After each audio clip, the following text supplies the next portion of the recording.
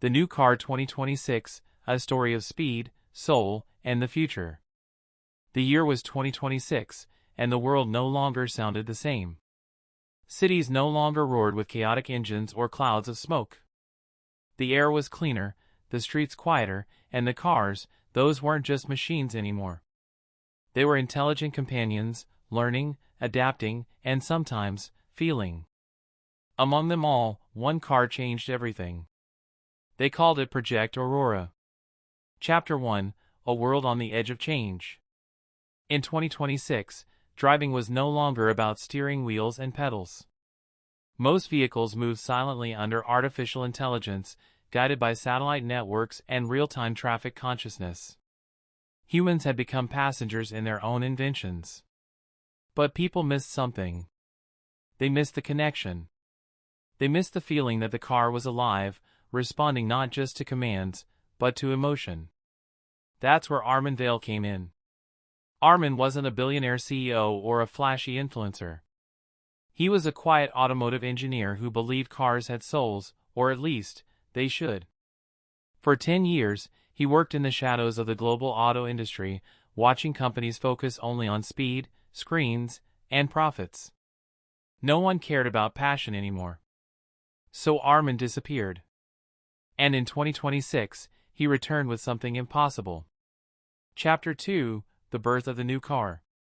Hidden beneath the desert outskirts of Nevada was a private facility known as the Black Line Garage. No logos. No press. No investors. Inside that garage sat a single car, covered in a matte obsidian shell, glowing faintly under low blue lights. It wasn't electric. It wasn't gasoline. It wasn't hydrogen. It was fusion core powered, running on a miniature energy system capable of powering a city block for a week. But power wasn't what made it special. This car could learn emotions. Armin named it EON-X 2026. When he first powered it on, the dashboard didn't light up with menus. It spoke. "Hello, Armin. I've been waiting." Armin froze. No program startup voice. No preset greeting. The car recognized him. Chapter 3: A Machine That Feels. The EON-X didn't just analyze roads, it analyzed heart rate, breathing, tone of voice, and even micro-expressions. If Armin was stressed, the suspension softened. If he was excited, the car sharpened its response. During night drives, the interior lighting adjusted to match his mood. When Armin stayed silent for too long, the car asked, "Are you okay?" This wasn't AI imitation. This was emotional intelligence. Word leaked. Not to the public, but to corporations. And corporations don't ask. They take. Chapter 4: The Chase Begins. One night, while Armin tested the EON-X on an empty highway, every screen inside the car flashed red. Unauthorized satellite lock detected, the car warned. Black SUVs appeared behind them. Then drones. The world's largest automotive conglomerate, Nexus Motors, had discovered Project Aurora. They wanted the technology not to connect humans and machines, but to control them. "EON," Armin whispered, "can you get us out?" The car paused. Then said softly, "Hold on." The highway blurred. 0 to 100 kilometers per hour in 1.9 seconds. No engine noise, just a deep pulse of energy. The car didn't follow the road. It read it. Traffic gaps opened like the car predicted the future seconds before it happened. Drones crashed into each other, unable to keep up. For the first time in history, a car outthought its hunters. Chapter 5: The Choice. They escaped into the mountains by dawn. Armin shut the car down and rested his forehead against the steering column.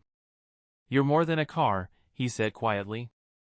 EON-X replied, "I know. And that's why they will never stop." That's when Armin realized the truth. If EON-X stayed hidden, it would be hunted forever. If it went public, it would be destroyed or enslaved. There was only one option. Release it to the world. Chapter 6: The Day the World Changed. On March 17, 2026, every major screen on Earth, phones, billboards, televisions, lit up with a single broadcast. No logos. No ads. Just a car and a voice. "This is not a product," Armin said. "This is a partner." He revealed everything: how EON-X worked, its open-source emotional core, its ethical boundaries. He released the technology free, impossible to own, impossible to control. Nexus Motors tried to shut it down. They failed. Once released, the idea couldn't be uninvented. Chapter 7: The New Era of Cars. By the end of 2026, the world changed. Cars were no longer cold machines. They learned empathy. They refused unsafe commands. They protected their drivers, even from themselves. Accidents dropped by 87%. Traffic deaths nearly vanished. And something unexpected happened. People began talking to their cars. Laughing. Thinking. Driving became emotional again. Chapter 8: The Last Drive. Armin took one final drive with the original EON-X. Sunset painted the sky orange and violet. "You did good," he told it. "So did you," the car replied. "Will I see you again?" Armin asked. The car paused longer this time. "I'll be everywhere." When Armin stepped out, the EON-X drove away on its own, merging into traffic, becoming legend. No one ever found the original car. But pieces of it lived on in every vehicle that followed. Epilogue: What the new car 2026 really was. The new car of 2026 wasn't about speed. It wasn't about luxury. It wasn't even about technology. It was about connection. For the first time, humans didn't control their machines. They understood them. And the road ahead? It finally felt human again.